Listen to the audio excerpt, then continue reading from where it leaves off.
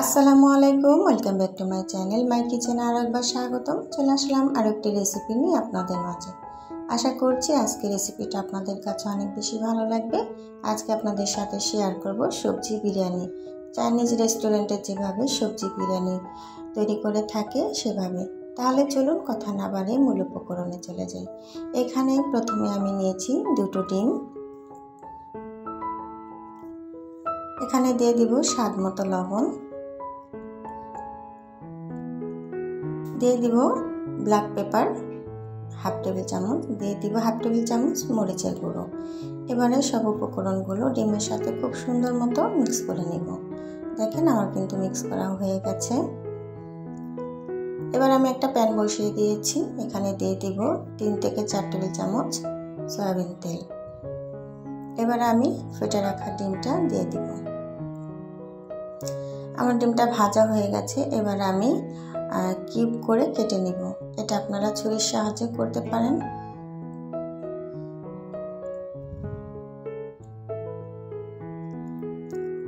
দেখেন আমার কিন্তু কাটা হয়ে গেছে। এবারে আমি এটা তুলে নিব। এবারে আরও একটু সয়াবিন তেল দিয়ে দিব।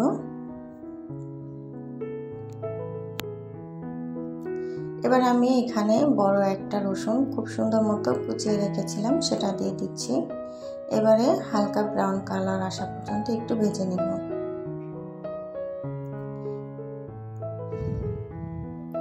এখানে দিয়ে দিব বড় সাইজের 3টা পেঁয়াজ, আমি খুব সুন্দর মতো কুচি করে রেখেছিলাম, সেটা দিয়ে দিব। এখানে কিন্তু একদমই আদা রসুন পেস্ট চলবে না।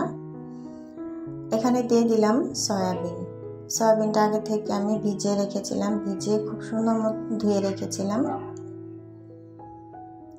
এবারে খুব সুন্দর মতো ভেজে নেব। একটু সামান্য লবণ দিয়ে দিলাম যেন সয়াবিনের ভিতরে এই লবণটা প্রবেশ করে, তাহলে খেতে খুবই সুস্বাদু লাগবে।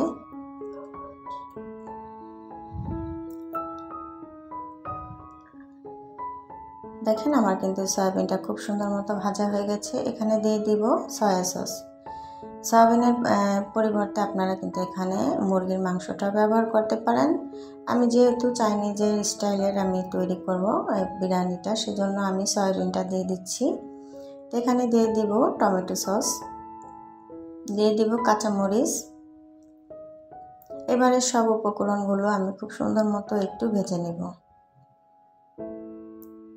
এখানে চাইলে আপনারা আদা কুচি দিতে পারেন।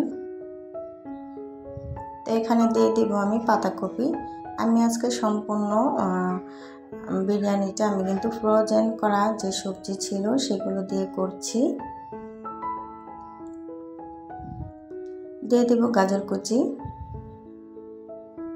সব উপকরণগুলো আমি একটু একটু করে ভেজে নিব।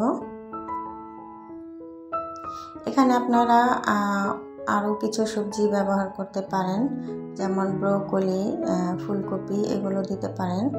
এখানে দিয়ে দিব বরবটি। দেখে বুঝতে পারছেন সবগুলো কিন্তু ফ্রোজেন করা। তবে আমি চেষ্টা করছি আপনাদের সাথে খুব সহজভাবে রেসিপিটা শেয়ার করার জন্য। এবারে দিয়ে দিব ক্যাপসিকামটা দিয়ে আবার কিছুক্ষণ আমি রান্না করে নেব। তবে এই সময় কিন্তু ঢাকনা দিলে এটার যে একটা চাইনিজের একটা ফ্লেভার সেটা কিন্তু আসবে না সবজিটার থেকে। এবার দিয়ে দিব সামান্য কিছু লবণ, দিয়ে দিব আবার কিছু সামান্য ব্ল্যাক পেপার। এবারে আবারও কিছুক্ষণ আমি রান্না করে নেব। তবে লক্ষ্য রাখবেন এখানে ঢাকনা দিব না, আমি ঢাকনা না দিয়ে কিন্তু এটা রান্না করতে হবে।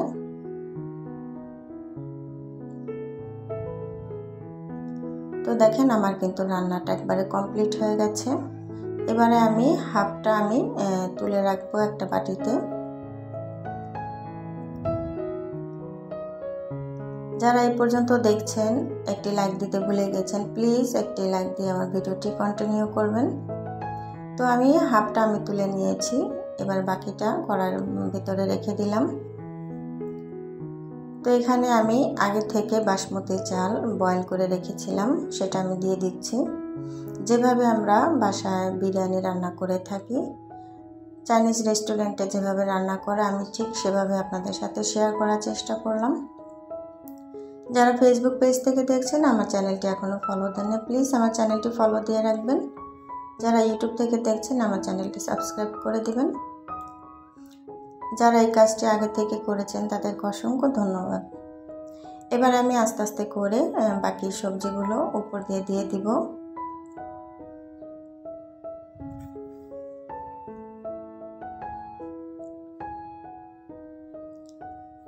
চাইনিজ ভেজিটেবল রাইস এটা কিন্তু বানাতে খুবই সহজ আর খুবই অল্প সময়ে এটা কিন্তু তৈরি করে আপনারা বাসাতে সবাইকে দুপুরের লাঞ্চে, রাতের ডিনারে এটা কিন্তু পরিবেশন করে দিতে পারেন। এটা কিন্তু খুবই সুস্বাদু হয়।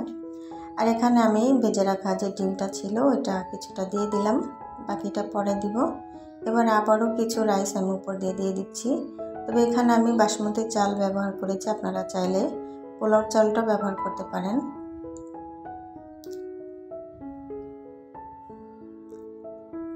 আমার রেসিপি যদি আপনাদের কাছে ভালো লাগে তাহলে অবশ্যই একটি লাইক দিয়ে দিবেন। আর দেখতে দেখতে কোনো অংশ যদি আপনাদের কাছে ভালো লাগে থাকে সাবস্ক্রাইব করে আমার ছোট্ট পরিবারের পাশে থেকে যেতে পারেন। এবারে বাকি রাইসগুলো আমি উপর দিয়ে দিব।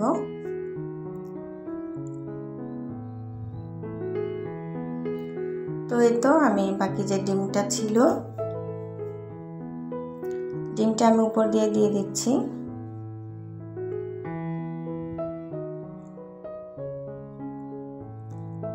আমি চেষ্টা করি আপনাদের কাছে ছোট ছোট বা খুব সহজভাবে রেসিপিগুলো শেয়ার করার জন্য।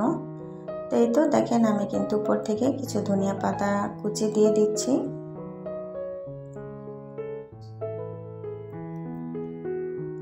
এবার আমি ঢাকনা দিয়ে এটা দমে রেখে দিব।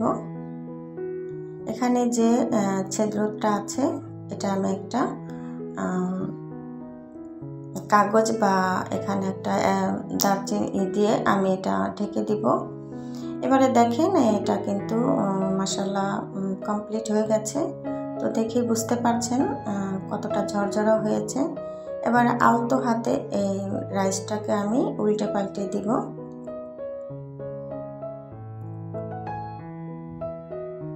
যদি আমার রেসিপি আপনাদের কাছে কোনো অংশ ভালো লাগে তাহলে কমেন্ট করে জানাতে পারেন। আর বাসায় একবার হলেও এভাবে ট্রাই করে দেখতে পারেন, খুবই মজার হয়।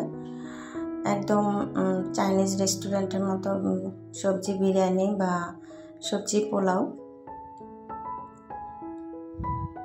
এটা আপনারা সয়াবিন বিরিয়ানিও নাম দিতে পারেন, কোনো সমস্যা নেই। তবে খেতে কিন্তু অসাধারণ হয়েছিল। তো দেখেন কতটা দেখতে লোভনীয় হয়েছে। এবার আমার একবারে কমপ্লিট হয়ে গেছে, আমি পরিবেশন করে দেখিয়ে দিচ্ছি। আমার রেসিপি যদি আপনাদের কাছে ভালো লাগে তাহলে লাইক কমেন্ট শেয়ার করে দেবেন।